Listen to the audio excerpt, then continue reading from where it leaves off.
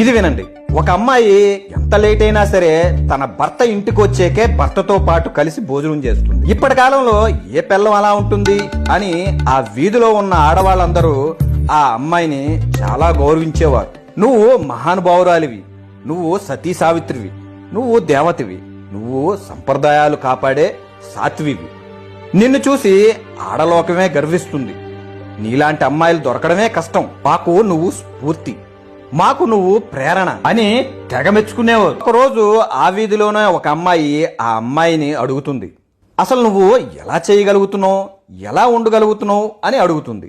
అప్పుడు ఆ అమ్మాయి, తప్పదే, ఏం చేయమంటావు, నా మొగుడు వచ్చి వంట చేస్తేనే ఇద్దరం కలిసి భోజనం చేస్తాం.